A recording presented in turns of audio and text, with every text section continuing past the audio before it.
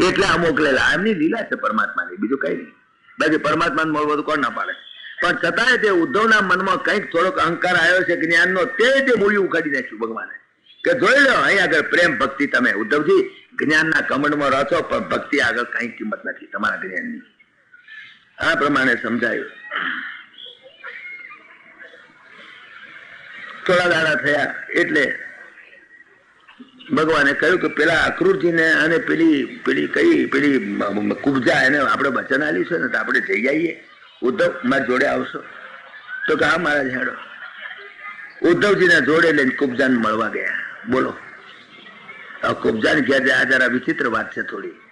કાકાને લઈને જાય, બળદેવજી ના લઈ ગયા જોડે, કારણ બળદેવજી મોટો ભાઈ થાય ને, અને આ તો બે ખાસ મિત્ર. એટલે હેડો કુબજાને તો જઈ આવીએ. કહેતી હતી કુબજા બહુ દાડાથી આપણે જઈ આવીએ. તો કે હેડો તારે ગયા. કુબજા તો ગોંડી. હા, કુબજા કોને કહેવાય? એ તો એટલી બધી રાજી થઈ ગઈ, એટલી બધી રાજી, ગોણા થઈ ગઈ. તો કુબજા તેમ દેખો મારે ઘર તો ગોળનું માટલું આવ્યું સર. એટલી બધી રાજી થઈ ગયેલી કુબજા તો.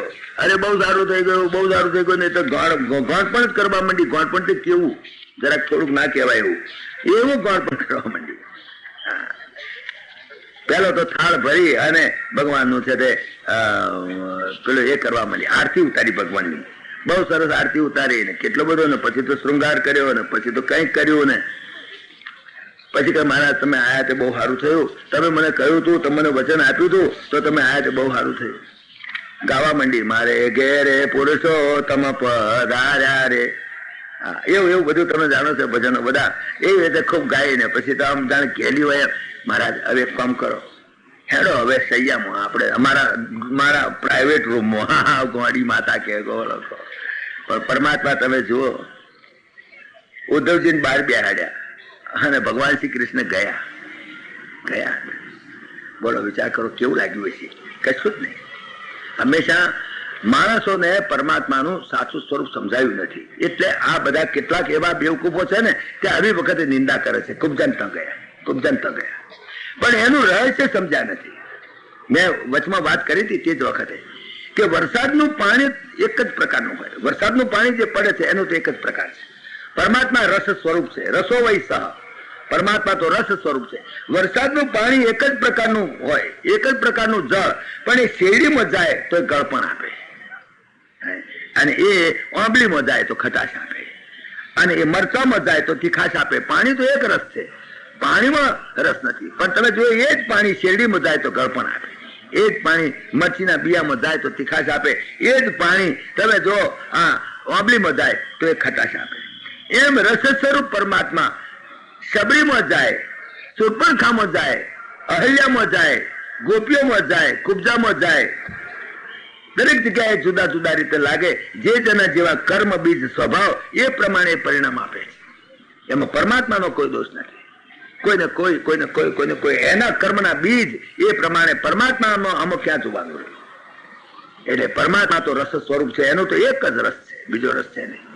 એકની એક જગ્યાએ તમે જુઓ, કુબજાની સાથે મળ્યા તે વખતનો એનો એપ્રોચ જુઓ, સુર્પણખાને મળ્યા એનો એપ્રોચ તમે જુઓ. સુર્પણખા પણ સ્ત્રી હતી અને આ પૂતના પણ સ્ત્રી એની સાથે. અગર તો સુબાહુ કાળિકાની સાથેનો, અગર તો તમે જુઓ કે અહલ્યા સાથેનો સંબંધ પરમાત્માનો, ગોપીઓ સાથેનો, કુંતા માતાનો ભાવ જુઓ અને યશોદા માતાનો ભાવ જુઓ.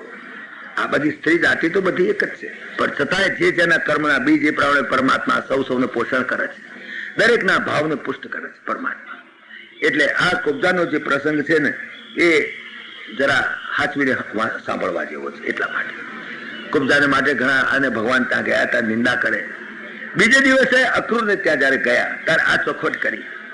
અક્રૂરે ચોખવટ કરી કે મહારાજ તમે જે ગયા હતા ને, મને ખબર પડી હતી કાલે કુબજાન ત્યાં તમે ગયા હતા, તો કુબજાની સાથે તમે સંગ કર્યો અને કંસને તમે માર્યો. એ પણ ખોટું કહેવાય ને. હગા મામાને મારવો, કોઈને મારો ખરા, કોઈ કુબજા સાથે તમે સંગ કરો. પરમાત્મા તો ઓલરાઉન્ડર. પરમાત્માની અંદર બધું જ હોઈ શકે. પરમાત્માની અંદર એકલું રાઈટ સાઈડ હોય ને લેફ્ટ સાઈડ પણ હોય, તો જ પૂર્ણ પુરુષોત્તમ કહેવાય. પૂર્ણ કોને કહેવાય? તો કહે છે કે મહારાજ કુબજાને ત્યાં તમે સંગ કરવાથી અને કંસને મારવાથી આપને કર્મ બંધન થાય. જો એવું અમને દેખાતું હોય તે અમારો દોષ છે, તમારો દોષ નથી. તમારો દોષ નથી, અમારી દ્રષ્ટિનો દોષ છે. કદાચ પરમાત્મામાં દોષ દેખાય તો સમજવું કે તમારી દ્રષ્ટિનો દોષ છે, પરમાત્મા નિર્દોષ છે. દુનિયામાં કોઈ પણ નિર્દોષ હોય તો માત્ર પરમાત્મા છે, બાકી તો જડ ચેતન ગુણ દોષમય વિશ્વ કિન્ન કરતા. આખા સમગ્ર વિશ્વની અંદર તમામ જડ ચેતન વ્યક્ત અવ્યક્ત અગર તો સ્થાવર જંગમ જે ગણો તે જે કઈ વસ્તુ જગતમાં છે એમાં ગુણ હોય તો દોષ જરૂર હોવાનો, બધા ગુણ હોય તો એક દોષ હોવાનો, બધા દોષ હોય તો એક ગુણ હોવાનો. ગુણ અને દોષથી મિશ્રિત સંસાર છે. જયારે એક પરમાત્મા જે કહેવા છે જે નિર્દોષ છે, અને એ નિર્દોષ પરમાત્મામાં જો દોષ દેખાતો હોય તો એ દોષ દેખનારની દ્રષ્ટિનો છે, પરમાત્માનો દોષ નથી. આ વાતના ખુલાસા આપણા શાસ્ત્રકારોએ બહુ સુંદર રીતે કરેલા છે. તમે ગાયને ગધેડું સમજીને પછી તમે ઘરમાંથી આંગણો હોંકી કાઢો, આંગણામાં તો એ તમારી આંખનો દોષ છે, તમારી આધ્યાત્મિક અંધાપો. That is a spiritual blindness. What is called it is a spiritual blindness that happens. નહીં તો બાકી પરમાત્મા તો અત્યંત નિર્દોષ છે, અત્યંત પવિત્ર છે. એટલે એ વાત સમજાવવાનો પ્રયત્ન આપણા શાસ્ત્રકારોએ આની અંદર કરેલો છે. આ કેટલુંક વેદાંતને ઘણી રીતે જરા સમજવું પડે છે. અક્રૂરને ત્યાં મળવા ગયા. અક્રૂર કાકા તમે કહ્યું હતું ને કે તમે આવજો, તું આવ્યો મળવા. ભગવાન જયારે જાય ત્યારે બે ત્રણ કામ લઈને જાય, એકલા એમ મળવા ના જાય એમ થાય છે. પણ ગયા હતા. અક્રૂર તો બહુ રાજી થયા, ભગવાનના ચરણ જોયા, આખા ઘરમાં એમના ચરણ એના ચરણો બકનો છે તે કે છંટકાવ કર્યો, પવિત્ર થયો. મારી પર બહુ કૃપા કરી, આપ પધાર્યા છે. કે અક્રૂર પણ એક બીજું કામ લઈને આવ્યો છું, તમને એક કામ બતાવવાનું કે બોલો શું કામ? તે કે શું કરીશ? તો કે હસનાપુરની અંદર મારી ફોઈના દીકરા છે. મારો ફોઈ બિચારા કુંતા ફોઈ રડ્યા ત્યારથી નાનો નાનો છોકરાને લઈ અને ત્યાં આગળ આવ્યા છે. દિયર ભેગા રહ્યા છે, ધૃતરાષ્ટ્ર ભેગા રહ્યા છે. ધૃતરાષ્ટ્રના છોકરા છે, એના એવડા છોકરા છે, પણ એ હું ઉત્ખોદિયા બહુ તોફાની છે અને આ છોકરાને બહુ દુઃખી કરે છે, એવું મેં વાત સાંભળી છે. અને મને એવી પણ ખબર પડી છે કે ધૃતરાષ્ટ્ર પણ છે ને તે વાલા દવલા કરે છે, એના છોકરાનો ઉપરાવ લે છે, પેલા છોકરાને જરા દુઃખી કરે છે. આ તો મેં વાત સાંભળી છે, પણ મારી ફોઈના છોકરા છે. હવે હું જઉં, મને તો ટાઈમ મળ્યો નથી, હું તો અત્યારે જોવા આવ્યો છું. તમે એટલું કામ ના કરો, ત્યાં જઈને જરા હસ્તિનાપુર જઈ આવો અને જરા ખબર કાઢી આવો. કુંતા ફોઈ તમારી બેન થાય, તમને દેખીને રાજી થશે. ઉદ્ધવજી ઉપડ્યા, હસ્તિનાપુરમાં ગયા. હસ્તિનાપુરમાં ગઈ જો એને ખોટું લાગ્યું, આપણે હગા થાય ગમે તેમ તો આપણી છોડી નાખી છે, આપણી ફોઈ નાખી છે ને, તો એટલે આપણે હગા થાય બધા. એટલે બીજું કશું ને એમને દુઃખ લાગ્યો નહીં. જોજો કેવું છે, યોગ લાગે તો જરાક આડકત રીતે ઠપકો આપજો, બાકી બહુ દુઃખ થાય એવું ના કરતા. ઉદ્ધવજી ગયા. કુંતા ફોઈ તો રાજી થઈ ગયા, મારો ભાઈ આવ્યો, મારો ભાઈ આવ્યો. મારો ભાઈ શું કરે છે? અરે કે આ તો બધું આવું થયું છે, બધી વાત જાણી. દુઃખી થઈ ગયા બિચારા. હશે પણ મારો ભગવાન તો છે ને, કૃષ્ણ આવશે કરો કે હા એ તો હવે તો હોશિયાર થઈ ગયો છે, બહુ કેપાની થઈ ગયો છે, પોલિટિશિયન થઈ ગયો છે. તમે જો તમારા છોકરાઓની ચિંતા જેવું નથી કે છોકરાઓ તો શું કરીએ, ફોઈ બિચારા બહુ રડ્યા. દુઃખ તો જાણવા બધી લોકોએ વાત તો કરી. ભીષ્મ બધા મળ્યા, દ્રોણાચાર્ય મળ્યા, બધા મળ્યા, બધા ત્યાં આગળ બધા કૌરવો બધા. પછી તો એક દાડો સભાની અંદર નીકળવાના હતા, એ દાડે જઈ અને ધૃતરાષ્ટ્રને પણ આડકતરી રીતે કહ્યું કે ધૃતરાષ્ટ્ર તમે જરા સમજવું જોઈએ, તમારે પણ આ તમારા જ દીકરા છે. પાંડુ બિચારા ગુજરી ગયા, અમારા બંને ગુજરી ગયા. પછી આ છોકરા બિચારા ક્યાં જાય? નિરાધાર તમારે ત્યાં રહ્યા છે, માટે જરા એમની બાલાશ રાખજો. આ છોકરા તમારા એમને વિચારે જરા તમારે બધું સરખું રાખજો. ધૃતરાષ્ટ્ર વિચારો શું વાંધો માણસ. ધૃતરાષ્ટ્ર એટલે દુષ્ટ પુત્રોના મોહમાં ફસાયેલો પિતાનું એક પ્રતીક છે, બરાબર. બાકી ધૃતરાષ્ટ્ર પવિત્ર આત્મા હતો. ખરેખર તો ધૃતરાષ્ટ્ર વેદ વ્યાસના વેદથી ઉત્પન્ન થયેલો જ્ઞાન તો ને હતું, ભગવાન શ્રી કૃષ્ણ ઓળખતો હતો. પણ છતાંય શું કરે બિચારો, એનાથી કઈ થાય નહીં. સંસારના ખેલમાં એ મોહ રૂપે ફક્ત દેખાયો છે, સંસારના સ્ટેજ ઉપર. અને તે દુષ્ટ પુત્રોના મોહની અંદર ફસાઈ ગયેલો. આટલો જ એનો દોષ છે, બાકી બીજો કોઈ ધૃતરાષ્ટ્રનો દોષ છે નહીં. એને બિચારે એને તો કહી દીધું કે ભાઈ જુઓ, હું તો ઈશ્વર પ્રેરણાના આધીન થઈ અને દુર્યોધનના પક્ષમાં ઉભો રહીને એના પાપને હું પોષું છું, બીજું શું કરવું? મારો તો બીજો ઉપાય નથી. એને કહ્યું કે પરમાત્મા જો એમ હશે તો પરમાત્મા મને કંઈક જો એની કૃપા થશે તો મને આ કિચડમાંથી કાઢશે. બિચારો હાવ આવડો. ઉદ્ધવજીના મનમાં દુઃખ થયું. ચાલો હારે છે, કઈ નહીં, હરી ઈચ્છા પરમાત્માની. આવીને ભગવાન શ્રી કૃષ્ણને વાત કરી, મહારાજ આવું બધું થયું છે. ભગવાનના હૃદયમાં રહી ગઈ વાત કે મારે મારા ફોઈના છોકરાઓની મારે બાલાશ રાખવી પડશે. પણ એવામાં થયું તોફાન શું થયું કે કંસની જે બે પત્નીઓ, એમની મોમીઓ, બે ભગવાનની મોમીઓ, એકનું નામ અસ્થિ, એકનું નામ પ્રાપ્તિ. કંસને આ બે પત્નીઓ હોય, જે કંસ જેવા હોય ને એને અસ્થિ ને પ્રાપ્તિ, અસ્થિ ને પ્રાપ્તિ નામ પાડ્યા. છતાં ઇતિહાસ છે કે આધ્યાત્મ છે, તમે સમજો.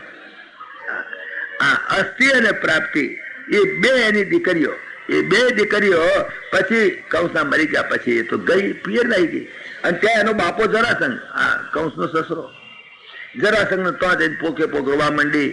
અરે કંસને તો એના ભણિયાએ મારી નાખ્યો અને આવું બધું થયું નથી. જરાસંઘ એટલે તે વખતની દુનિયાનો મોટો રાજા, મોટો, એના કોઈ પોકે નહીં, એટલો જબરદસ્ત, એની ભે ફાટે, બધા રાજાઓ એનાથી બહુ ડરે તે વખતની પૃથ્વીના.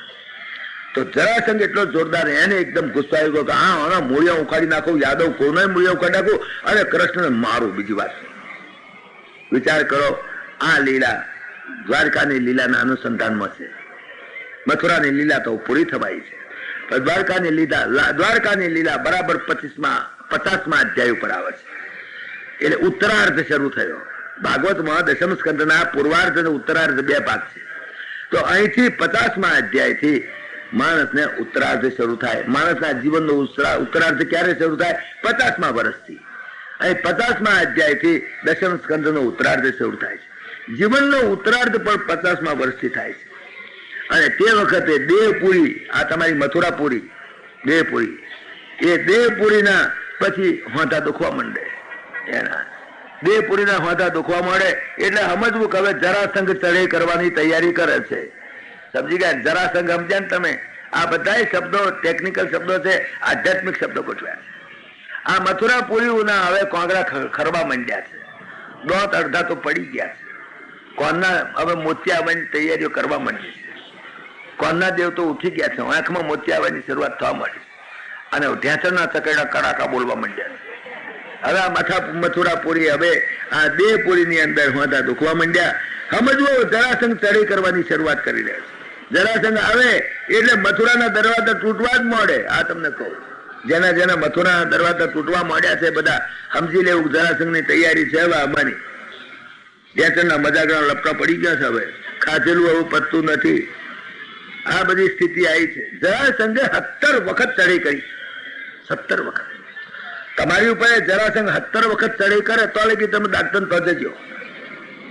પણ 18મી વખતે કાળ યવન ને જોડે લઈને આવે પછી ડાક્ટરના પૈસા ખર્ચશો નહીં. કાળ યવન જોડે આવ્યો તો તમારે એક જ કામ કરવાનું, આ મથુરાપુરી છોડીને હાડવા જ મળવાનું. કયું પતી ગયું. ભગવાને એ જ કર્યું. આ આખી કથા તમે જો કેવી સુંદર છે, વ્યાસ નારાયણે વર્ણવી છે. જરાસંઘને ખબર પડી, જરાસંઘે નક્કી કર્યું કે બસ બીજી વાત નહીં, જરૂર કરવું યુદ્ધ. લશ્કર લઈને આવ્યો, કેટલું જબરદસ્ત લશ્કર. હવે યાદવનું લશ્કર તો હાવ થોડું. ભગવાન વિચારવા પડી ગયા મારું બેટું આ તો થયું ગયું જબરદસ્તમાં. તો ભગવાને કહ્યું કઈ વાંધો નહીં, આવવા દો બલરામજી, આપણે 2 જણા હેડો, લશ્કર જે કઈ મુઠ્ઠી બચકોક્ષર લઈને જઈએ, કશો વાંધો નહીં, આપણે લડીશું. ભગવાન પણ નીકળ્યા દરવાજાની બહાર, મથુરાના દરવાજાની બહાર. ગોકુળના ગોંદરે બંસી બજાવનાર, વિચાર કરો, આજે મથુરાની ભાગોળે શંખ વગાડવા માંડ્યો. બંસરી ક્યાં ગઈ, મોરલી ક્યાં ગઈ, ગયું બધું ગોકુળમાં. જે ગોકુળના ગોંદરે બંસી બજાવતો હતો એ જ પરમાત્મા આજે મથુરાની ભાગોળમાં શંખ વગાડ્યો એને જબરદસ્ત. તમે વિચાર કરો કે આ કૃષ્ણ એ બંસીનો બજૈયો તમે કહો, કે તમે એને ધનુષનો ખેલૈયો કહો, કે તમે એને ગોપીઓનો રક્ષક કહો, કે તમે અસુરોનો ભક્ષક કહો. ઓલ સાઇડેડ, બધી રીતે પૂર્ણ પુરુષોત્તમ એનું નામ કહેવાય. જે બંસી પણ બજાવી શકે તો શંખનાદ પણ કરી શકે. જે બળબળાને નસાડી શકે પોતે નાસી શકે. બધી રીતે કૃષ્ણનું ચરિત્ર જેવું છે. આખું કૃષ્ણ ચરિત્ર એ ચિંતનીય છે. ભલે અનુકરણીય ન થાય તો કઈ નહીં, બાકી ચિંતનીય છે ખરેખર. ટોટલ બધું ઇન ટોટાલિટી. ભગવાન Shri Krishna life is in totality. આખો ટોટલ, બસ જીવનના તમામ પાસા, જીવનના તમામ રંગ એની અંદર વણી લીધેલા છે. પરમાત્માએ બહાર નીકળીને કર્યો શંખનાદ અને ચાલ્યું બરાબરનું યુદ્ધ, ભયંકર યુદ્ધ થયું. પણ એકલા બલરામ એકલા જ બસ હતા. આમ તો ખરેખર બલરામ પણ શેષ નારાયણનો અવતાર એટલા જોરથી લડ્યા, લડે મારીને ખરેખર તો એને જરાસંઘને પકડ્યો જ. લશ્કર તો સાફ કરી નાખ્યું એનું, પણ જરાસંઘને પકડ્યો બલરામજી. તો બલરામજી કહ્યું મારા ઝટકાઈ નાખું છું. ભગવાન કઈ રહેવા દે, હજુ તેનું બહુ કામ છે આગળ, હજુ એનું કામ આગળ છે. રૂક્ષ્મણીના લગ્ન વખતે પણ પાછો આ કામમાં આવવાનો છે. ત્યાર પછી તો રાજસોઈ યજ્ઞ વખતે આ કામમાં આવવાનો છે. હમણાં ઉતાવળ નહીં કરતો, મારે મારવો હોય તારું મને કેટલી વાર લાગવાય છે. નાહી ગયો પેલા જેમ ઉંદરડો જેમ પાંજરામાંથી છૂટ એમ નાહી ગયો. નાસી તો ગયો, પણ પછી ફરી લશ્કર લઈને આવ્યો. બીજી વખતે મારીને કાઢ્યો, ત્રીજી વખત આવ્યો, ચોથી વખત આવ્યો. 17 વખત એને ચડે કરી. 17 વખત એને મારીને કાઢી મેલ્યો. 17 વખત મારીને કાઢી મેલ્યો. એવામાં કાળયવન નામનો એક રાક્ષસ હતો. એ રાક્ષસે ચડે કરી. કાળયવનને તો યાદવો સાથે વેર હતું. કાળયવનને શું વેર હતું એ જરા થોડીક વાત કરું.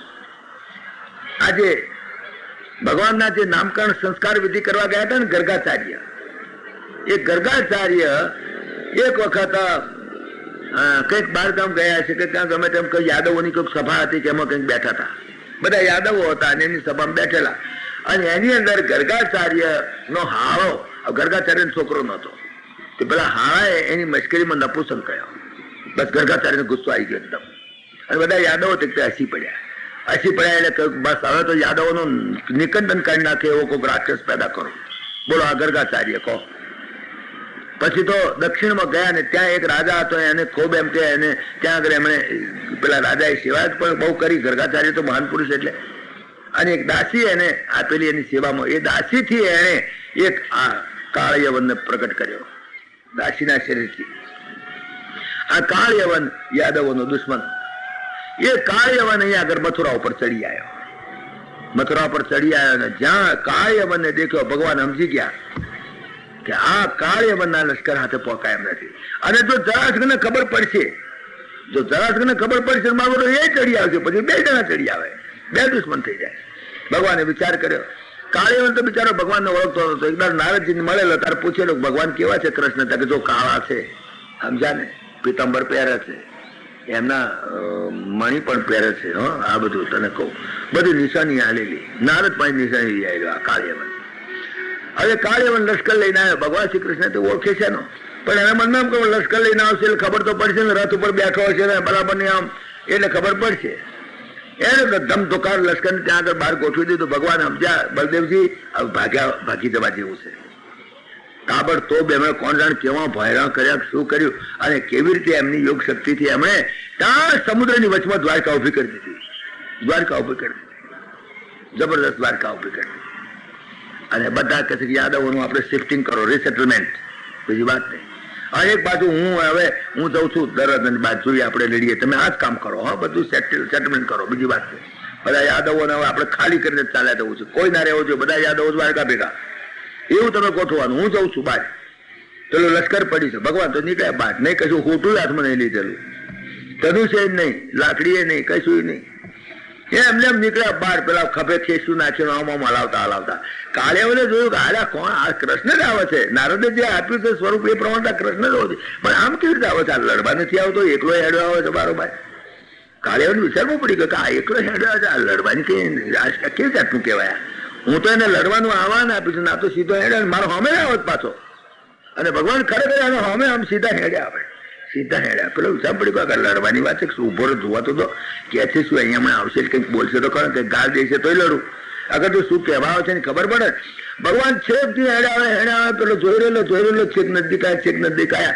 લગભગ 10, 15, 20 ફૂટ કંઈક છેટે રહ્યા છે. એકદમ આમ તકડી ગોટ મેલી, એકદમ તકડી ગોટ જ મેલી. પેલો વિચાર પડી ગયો હમણાં અહીં આવતો નહીં, બોટ કેમ મેલી હોય? ગામની બાદ બોટ મેલી. એટલે પેલો પડ્યો પાછળ. અરે ઉભો રે મારે લડવું છે. પેલા જુઓ તારા જ ને, નાચ ભાઈ. અલ્યા તું રણ છોડીને નાસી જાય છે, તું ક્ષત્રિય છું, કોણ છું, તું તો કેવો છું? પેલા કઈ વાપરું કે જવાબ જ ક્યાં ભાઈ ના લો? રણ છોડીને નાસી ગયા. રણ છોડ નામ પડી ગયું તારથી આવનું. રણ છોડીને નાઠા. પેલો પાછળ, આ આગળ જાય નાઠા. વળી પાછો કઈક વળાંક આવે ને પાછા ઉભા રહે પાછા. પછી પેલો પાછો બીજો કઈક ભાગી ના જાય. પેલો પાછળ આવે ને જ્યાં પાછો વળાંક આવે ને તો પાછા આઘાતી નું પાછું પેલો દેખાય એટલે પાછું ભાગે. એમ કરતા નહાડ કરે. વળી પાછી કેટલી વખત એટલા બધા નજદીક થઈ જાય એનું લુગડું પેલું ઉપરનું હાથમાં આવી જાય, પણ ઉપરનું આવતા જતા રહે, એકદમ છટકી જાય. ભગવાન તો એવા છે, આવી ગયા હોય છટકી જાય છે, આવી ગયા હોય છટકી જાય છે. આ ભગવાનનો સ્વભાવ. આપણે ઘણી વખત ધ્યાનમાં બેસીએ છીએ, આમ આયા તો છટકી જાય છે હાથમાં આવતા. પરમાત્મા આગળ ને આ પાછળ જાય, નાઠે નાડી પેલા તો દમ કાઢી નાખ્યો બચારાનો. પેલા ને એમ કે હમણાં હાથમાં આવે છે, હવે હમણાં હાથમાં. પછી પેલો થાકવા આવે તો પેલો નજદીક થઈ જાય. પાછું પેલો તતડાઈને દોડ મેળે, વધારે જોરથી દોડે. એવા દોડ્યા છે, કેવી રેસ ચાલી છે જરા કલ્પના કરો. દોડતે દોડતે દોડતે ક્યાં મથુરા આવ્યું નકશામાં જોજો ઘેરથી, ક્યાં મથુરા ને ક્યાં જુનાગઢ. જુનાગઢ સુધી દોડાદ કર્યો બચારાને. એક હાહે વિચાર કરો, એક હાહે દોડાદ કર્યો. અને મથુરાની અંદર, અરે જુનાગઢની અંદર, આ ગિરનાર પર્વતની અંદર મુચુકુંદ રાજાની ગુફા હતી. એ મુચુકુંદ રાજા કેટલાય વર્ષોથી ગુફા ઊંઘી ગયેલો, ઊંઘતો હતો. એ મુચુકુંદ રાજાની ગુફા બેસી ગયો. પેલા જોયો, પાછા દેખતો પહે પાછા કે હા હવે બેઠો ક્યાં ના આવે, હવે ગુફામાં બેઠો છે, હવે બહાર નીકળવાનું છે, હવે તો ગુફામાં આવી ગયો બરાબર નો, હવે વાંધો નથી, હવે તો તેને પકડું. ભગવાને ગુફામાં બેસી જઈને પેલું બાયણાની જે ખરી હતી તેમ પી ગયા હંતાઈ ગયા. અને મુચુકુંદ રાજા તો પછડી ઓળીને ઊંઘતો હતો, કેટલાય વર્ષોથી ઉતેલો. મુચુકુંદ રાજા એક વખત સ્વર્ગમાં ગયેલો ઇન્દ્રને મદદ કરવા માટે યુદ્ધમાં. મદદ કરી, યુદ્ધ તો પૂરું થઈ ગયું. પછી મુચુકુંદ રાજા કહે છે કે હવે હું મારે ઘેર જઉં. અહીં પૃથ્વી ઉપરનો રાજા હતો, પણ એટલો જોરદાર હતો, દેવોને મદદ કરેલી એને. દેવોને મદદ કરી છે બધા ઇન્દ્ર એની પર રાજી છે. તો મહારાજ તમે અમારા માટે આટલી બધી મહેનત કરી, હવે જતી વખતે અમે તમને કંઈક વરદાન આપીએ. કે વરદાન તો શું, મને મારા રાજમાં હું જતો રહું, કે તમારું રાજ તો છે જ નહીં, આ તો સ્વર્ગલોકના દિવસો, તમારા દિવસો ક્યાં, હવે તો તમારે ઘેર બહેરા છોકરા કશું ના મળે, એમની તો પેઢીઓની પેઢીઓ થઈ ગઈ. શું વાત કરો છો? આ તમે પૂછ્યો એટલે કોઈ મુચુકુંદ નામનો રાજા હતો તો કોઈ એ નહીં કે હતો. આ તો બધું આ સ્વર્ગના દિવસો જુદા, તોના દાડા જુદા, તોનું ઘડિયાળ જુદું, દુનિયાનું ઘડિયાળ જુદું, પૃથ્વીનું ઘડિયાળ જુદું, આવું છે બધું. માનવ વર્ષ અને દેવ વર્ષમાં બહુ ફેર છે મહારાજ.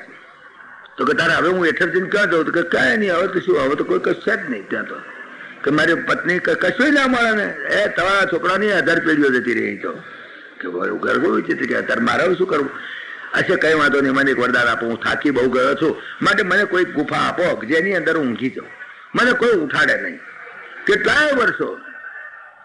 અને જો કોઈ મને ઉઠાડે લાત મારીને, અગર તો કોઈ રીતે ઉઠાડતું, હું આંખ ઉગાડું તો એની બળીને ભસ્મ થઈ જાય, એવું વરદાન આપો. ઇન્દ્ર વરદાન આપેલું. હા ભાઈ હુતેલા લોબા થઈને કેટલાય વર્ષોથી આ ભગવાન મુચુકુંદની ગુફામાં પેઈ ગયા. પેઈને બાયણા પાછળ થઈ ગયા.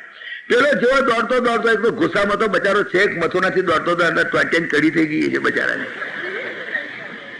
અરે આયો ગુસ્સામાં પેટો મુચુકુંદ ના પેલા હરામ ખોર પછેડી વળી હું તો છું આટલું નાડ કરીને એમ કરતા કે મારી લાત મારી. પેલો મુચુકુંદ થઈ ગયો બેઠો આંખ ઉગાડી તો બળી બસ સાફ.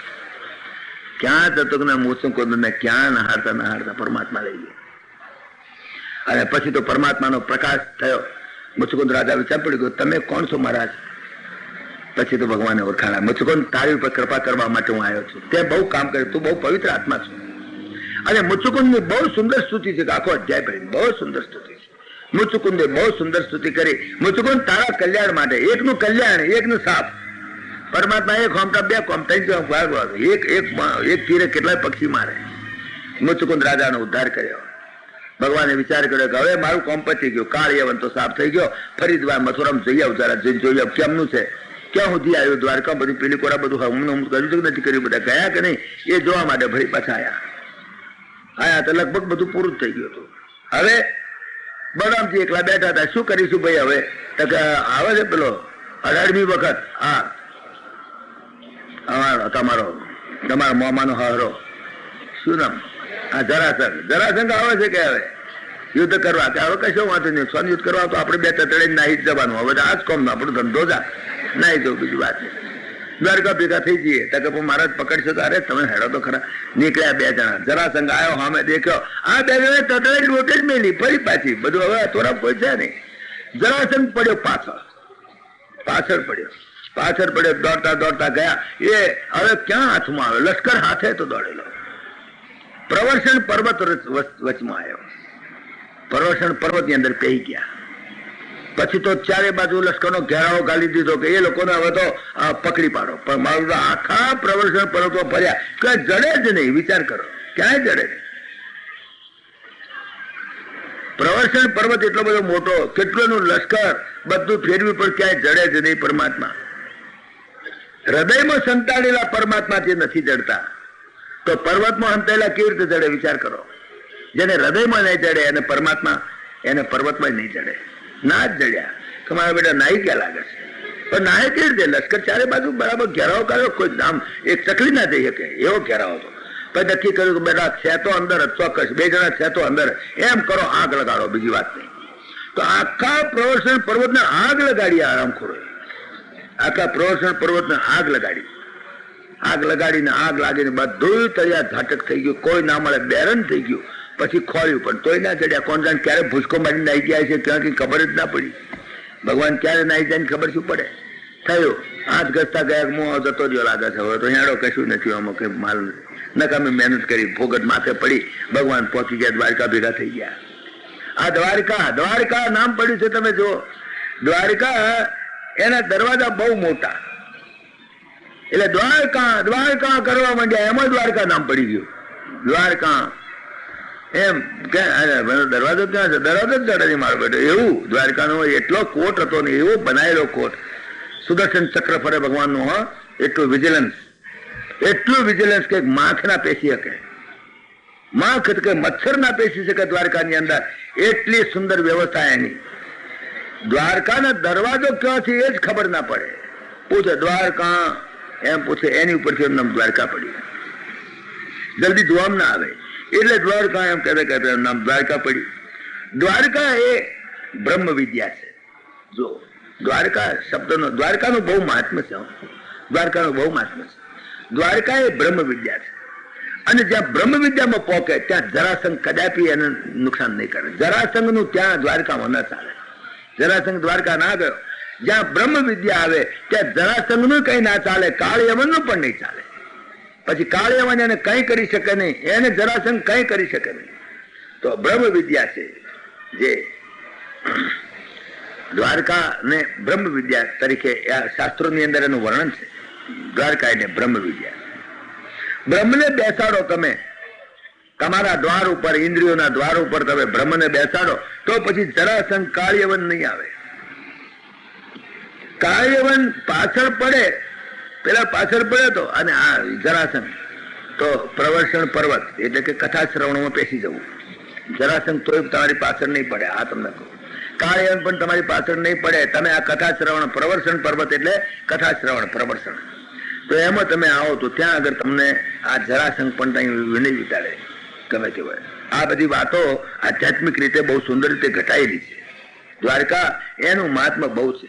કે છે કે સુલભા મથુરા કાશી, સુલભા મથુરા કાશી, અવંતી, અવંતી એટલે ઉજ્જૈન, અવંતી ચ તથા સુરા, સુરા એટલે હરદ્વાર, અને અયોધ્યા સુલભા લોકે પર દુર્લભા દ્વારિકા કલૌ. કળિયુગની અંદર દ્વારકા બહુ દુર્લભ છે.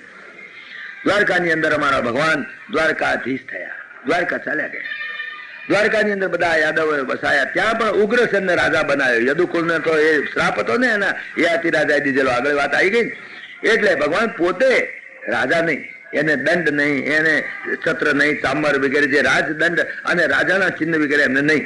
એટલે પણ એમણે ઉગ્રસેન જે કંસનો બાપ હતો એને રાજા તરીકે સ્થાપિત કરી દીધો. આ પણ he was the king maker. આ પરમાત્મા થઈ ગયા ત્યાં આગળ દ્વારકાધીશ.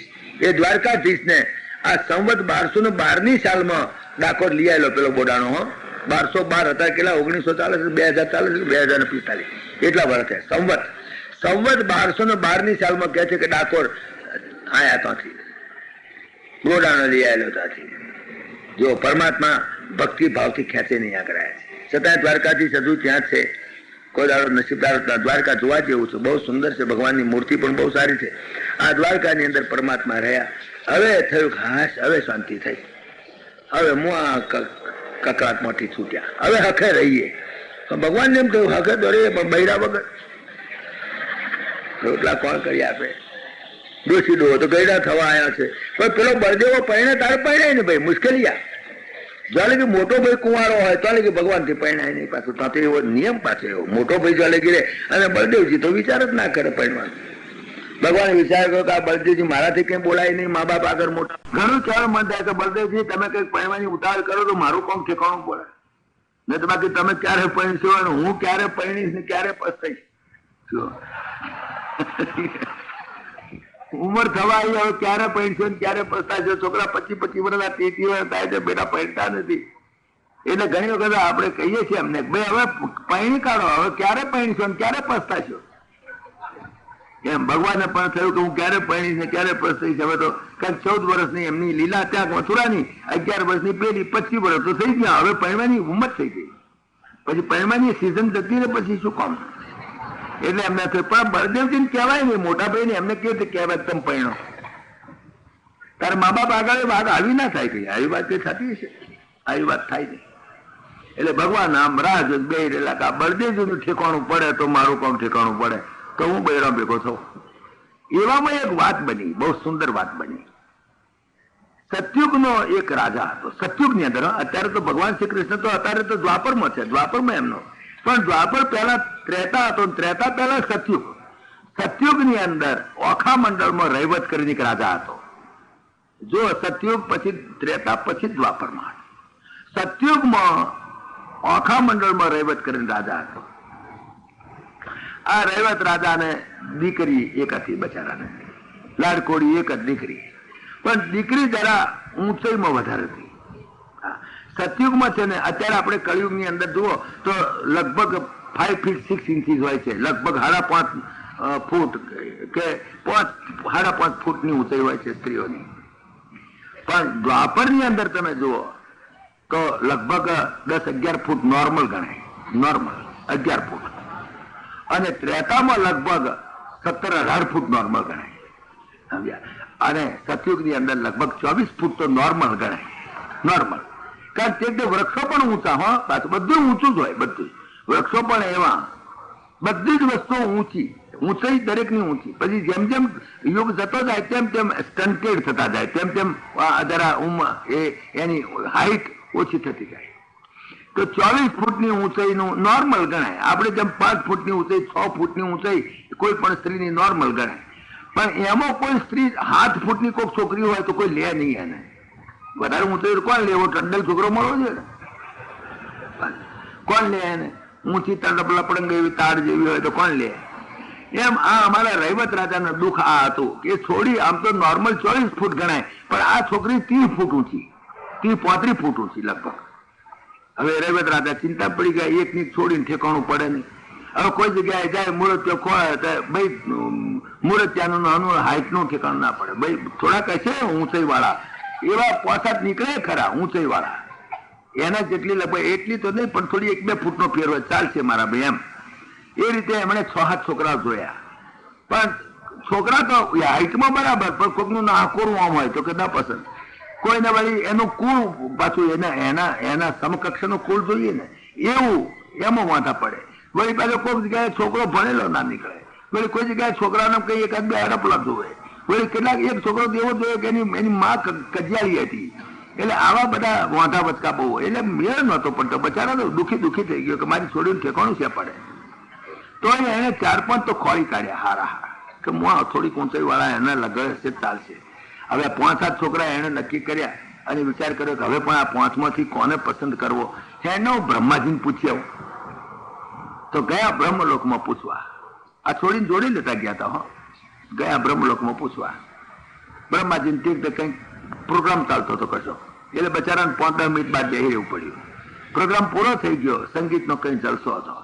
5-10 મિનિટ બહાર બેઠા, સંગીતનો જલસો પૂરો થયો એટલે ગયા અંદર. એમની રેવતી, એમની દીકરી, એનું નામ રેવતી, રેવતીને લઈને ગયા. બ્રહ્માજી કહો, હા રેવત રાજા ક્યાં ના આવ્યા છો? કે ભાઈ સાહેબ 10 મિનિટ થઈ, આ પ્રસંગ ચાલતો હતો એટલે હું અંદર બહાર બેઠો હતો. આશે આવો. કેમ આ દીકરીને લેતા આવ્યા છો જોડે? કે મારા તારી જ ભોજગઢ છે ને મારે પૈસા.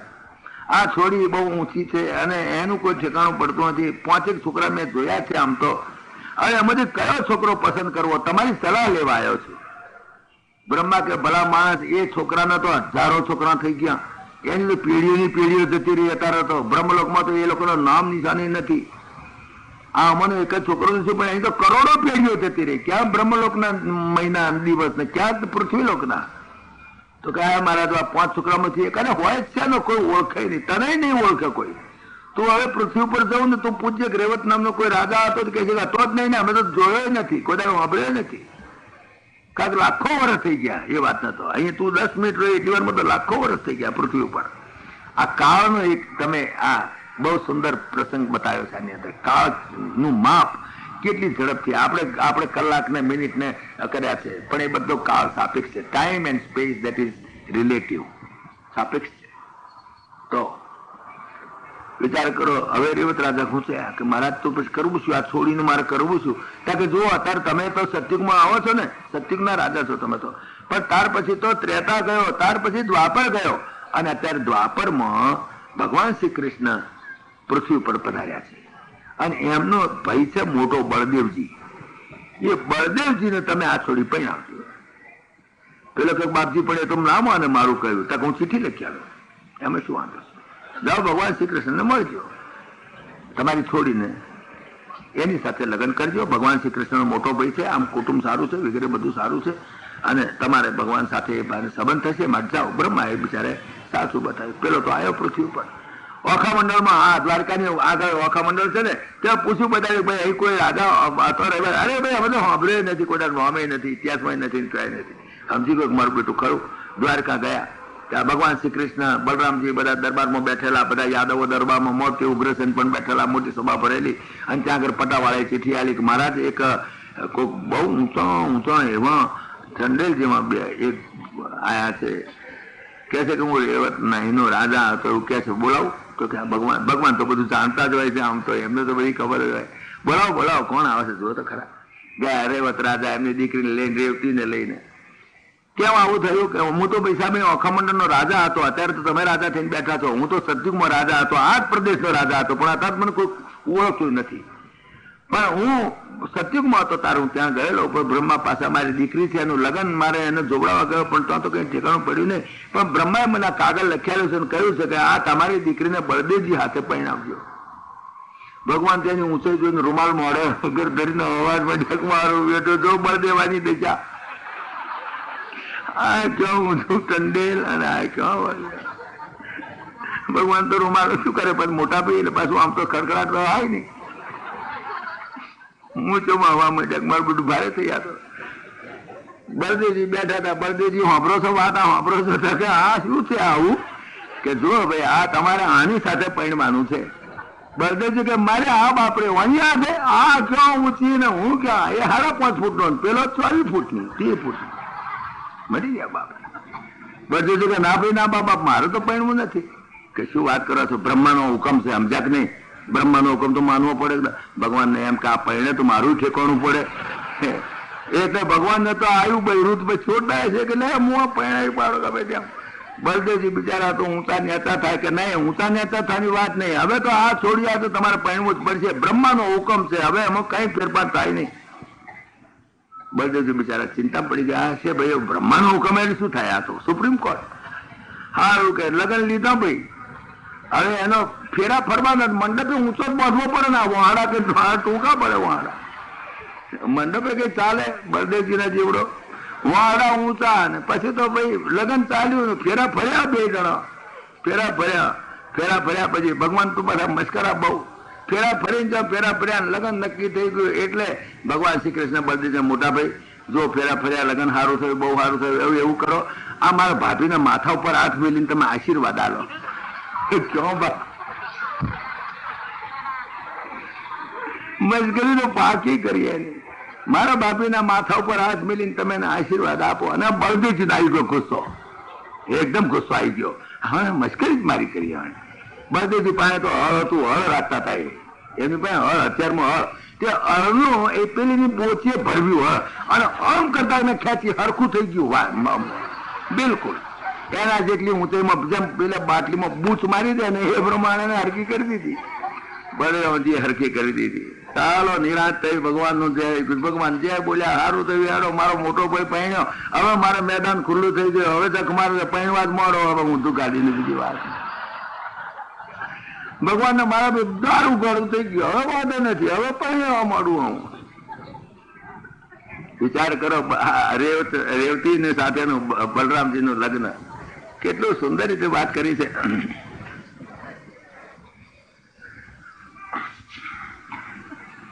પણ હવે તો ભગવાન તો બધું જાણે છે. આમ તો આપણે લાગે એવું આપણે કહીએ કે ભગવાન તો કશું જાણતા ના, કોણ જાણવા છે? નહીં, બધી જ એની બધી કાર્યવાહી બધી પોતાની જાણતી છે. ઘણા માણસો કવિતા બોલે છે ને, એક જણાએ પેલા કવિતા ગાઈ છે ને, ન જાણ્યું જાનકી નાથે સવારે શું થવાનું છે, એ ખોટી વાત છે. નહીં, પરમાત્મા ના જાણે એવું બને? બધું જ જાણે છે. પરમાત્મા ના જાણે, પેલા કવિતા લખી, ન જાણ્યું જાનકી નાથે સવારે શું થવાનું છે. અરે ખોટી વાત છે. એક જણે હૃદય લ્યો, અરે કેમ કેવાય પ્રભુ તો સર્વ જાણે છે. સાચો હૃદય આપી દીધો. ન જાણ્યું જાનકી નાથે સવારે શું થવાનું છે. અરે કેમ કેવાય પ્રભુ તો સર્વ જાણે છે. થયું થાય અને થાશે બધું એ નાથને હાથે. પરમાત્માના હાથમાં છે બધું. એ ધારે એમ થાય છે. માણસો ગમે તેમ કહેતા હોય પરમાત્મા બધું જાણે. પરમાત્મા માટે એવું ન કહેવાય ના. એ પેલા દાખલો આવ્યો છે એ કવિતામાં તમે વાંચીએ છીએ, એમાં લખ્યું છે કે ન જાણ્યું જ્ઞાની ગૌતમે. હા, એ વાત તમારી સાચી કે ગૌતમ ગમે તે તો જીવાત્મા છે, એ ના જાણે, ધેટ ઇઝ ઓલ રાઈટ. પણ પરમાત્મા ના જાણે એવું ના બોલાય. પરમાત્મા ને જીવાત્મા ફેર છે. પરમાત્મા ના જાણે એ it is a wrong statement, ખોટી વાત. આ જીવાત્મા ના જાણે. ન જાણ્યું જ્ઞાની ગૌતમે, ના જાણ્યું ફલાણા, એ બધા દાખલા એ કવિતામાં આપેલા છે. તમે કવિતા વાંચીએ છીએ કોક દાડો. હા, હતી શલ્યા રૂપે અલ્યા, જગતમાં વાત જાહેર છે તો તમે નહીં જાણતા હો. પણ ન જાણ્યું જ્ઞાની ગૌતમે, એમ બધી કવિતા કહે છે કે એ વાત ખોટી. ભગવાને ના જાણ્યું ના બોલો, ભલે બીજા જીવાત્માઓ ના જાણે, ભલે સુર નર મુનિ મોટા બધાને તો અજાણ્યું છે. નથી કોઈ જાણતું જગમાં સવારે શું થવાનું છે. બરાબર છે. પરંતુ જીવના સરખા પ્રભુને કેમ લેખાય. પ્રભુ મહિમાન જાણીને ગમે તેમ કેમ બોલાય. પરમાત્માનો મહિમા તમે જાણતા નથી, ગમે તેમ બોલો છો. ન જાણ્યું જાનકી ના થાય. અરે એ તો બધું જાણે છે. શું વાત કરો છો? હા, પેલા બીજા લોકો નહીં જાણે. કારણ પરમાત્મા આદમ અને ખુદામાં આટલો ફેર છે. આદમ કો ખુદા મત કહો, આદમ ખુદા નહીં, એ વાત ખરી. જીવાત્મા અને પરમાત્મામાં ભેદ છે, એ વાત ખરી. આટલો ભેદ. પણ જીવાત્માની સાથે તમે પરમાત્માને કમ્પેર કરવા જાઓ એ નહીં. પરમાત્મા બધું જ જાણે છે. ભલે સુર નર મુનિ મોટા બધાને તો અજાણ્યું છે. નથી કોઈ જાણતું જગમાં સવારે શું થવાનું છે. અરે સવારે તો રહ્યું આઘું, ઘડી પળની ખબર કોને. છતાં મિથ્યાભિમાની જન અહંકારે શકે જોને. ઘડી પળની ખબર નથી, પણ પરમાત્માની બાબતમાં એ વાત ન કરાય. પ્રભુએ માનુષી લીલા કરી અવતાર ચરિતોમાં, કર્યું સૌ જોઈ જાણીને વૃથા જેથી ભૂલાશોમાં. ગોતું નાખી જતા પરમાત્મા એના અવતાર ચરિત્રોની અંદર જે જે લીલા કરી છે જાણી જોઈને કરેલી છે બધી વાત. He knows everything and he has done it. પ્રભુએ માનુષી લીલા કરી અવતાર ચરિતોમાં, કર્યું સૌ જોઈ જાણીને વૃથા જેથી ભૂલાશોમાં. પરમાત્માની લીલા હવે સાંભળો. પરમાત્માના લગ્નની વાત આવે છે. થોડા દાડા થયા અને એક વાત બની.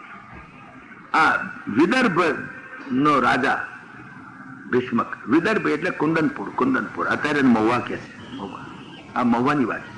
મહુવાનો રાજા હતો ભીષ્મક. તો ભીષ્મક ને રૂક્મી વગેરે દીકરાઓ હતા, લગભગ 5 દીકરાઓ હતા, અને રૂક્ષ્મિણી નામની દીકરી. તો આ રૂક્ષ્મિણી નારદજી ઘણી વખત ત્યાં જતા આવતા હતા. તો જયારે જાય ત્યારે ભગવાન શ્રી કૃષ્ણ બહુ વખાણ કરે, એમના સ્વરૂપનો વખાણ કરે. એ વખાણ ઉપરથી રૂક્ષ્મિણીનું મન પરમાત્મામાં લાગી ગયેલું. બસ માત્ર વખાણ સાંભળીને પરમાત્માને જોયા પણ નથી. રૂક્ષ્મિણી એ પરમાત્મા, રૂક્ષ્મિણી લક્ષ્મીનો અંશાવતાર હતી. હવે એ રૂક્ષ્મિણીનું લગ્ન કરવાનું નક્કી કરેલું તે આ ઓની જોડે, જરાસંઘ જોડે. જરાસંઘ જોડે, અરે આઈ એમ સોરી, શિશુપાલ જોડે. શિશુપાલ એમનો ફોઈનો છોકરો શિશુપાલ. શિશુપાલ બહુ એ વખતનો જરાસંઘ ને શિશુપાલ એટલે રશિયા અને અમેરિકા જ ગણી લો. એટલા જોરદાર બંને, મોટી મોટી સત્તાઓ. એક બાજુ શિશુપાલની સત્તા એટલી, એક બાજુ જરાસંઘની મોટી સત્તાઓ તે જમાનાની. એટલે આ પેલો ભીષ્મક જે એનો છોકરો હતો રૂક્મી, ભીષ્મક નો છોકરો રૂક્મી, એના મનમાં એમ કે જમાઈ ખોળી અમારો બનેવી એવો હોવો જોઈએ જે જોરદાર હોય તો મારો વટ પડે. હંમેશા પૈસાદારના હાળા થવાય લોકો તૈયાર થાય છે, અને ગરીબના જમાઈ થવાય કોઈ તૈયાર નથી થતું. મુશ્કેલી હશે. ગરીબના જમાઈ થવાનું કહો તોય ના પાડે, અને પૈસાદારનો હાળો થવાય પડાપડી કરતા હોય. તો આ રૂકમીના મનમાં એમ કે મારી બેનને કોઈ એવા જોરદાર રાજાની સાથે પરણાવ તો એ બાને હું હાળાના સંબંધે હું પણ જોરદાર થઉં તો મારો મોટો પક્ષ મોટો થઈ જાય. આ સંબંધ બાંધવામાં ઘણા માણસો આ ધ્યાન રાખતા હોય છે. તો રૂકમી આવા ભીષ્મક અને એની પત્ની એ બેને તો જાણે કે ભગવાન શ્રી કૃષ્ણ ઉપર બહુ પ્રેમ હતો, અને એમને ઘણી વખત થાય ખરું કે આ કૃષ્ણ જો એની સાથે મારી દીકરીનું લગ્ન થાય સારું. એક બે વખત પ્રપોઝલ પણ મૂકેલી, પણ આને કઈ સાંભળ્યું નહીં. આ રૂકમી કઈ ના, આપણે તો શિશુપાળ જોડે જ લગ્ન કરવું છે. શિશુપાળ બહુ જોરદાર છે અને બહુ સારો માણસ છે. હવે ભીષ્મક બિચારો શું કરે, બાપની ઘણી ઈચ્છા હતી, છોડીને કંઈ પૂછવાનું હોય જ નહીં, છોડીને પૂછતા જ નહોતા તે દાડે. અને રૂક્ષ્મણીજીને પણ આ બધી વાતો સાંભળેલી, એની ઉપરથી એમને પણ ઈચ્છા તો ખરી કે મારે તો ભગવાન શ્રી કૃષ્ણ સાથે જ પહેણું છે. એમને નક્કી કરી દીધેલું હતા મનથી. પણ એને પૂછે કોણ? ના ભાઈ પૂછે, ના મા બાપ પૂછે, કોઈ પૂછે. એટલે આને તો એક દાડો ગયેલો શિશુપાલને ત્યાં રૂપિયા નારિયેળ આપીને જ આવ્યો બેટો, નક્કી જ કરી આવ્યો હા કે તમારું લગ્ન અમારી બેન સાથે કરવાનું છે. શિશુપાલ તો રાજી થઈ ગયો, બહુ સારું, આવો મોટો ભીષ્મક રાજા, રૂક્ષ્મણી આવી બધી સુંદર છે, શું તો મારો તો ધનપેટ થઈ ગયો. શિશુપાલ તો બહુ આનંદમાં આવી ગયો ભાઈ. અને પછી તો એને પીઠી હાળી કરીને છોડાઈ હતી. કોણ જાણે કયા સેકન્ડમાં પીઠી ચોડાઈ ખબર નથી, પણ પછી તો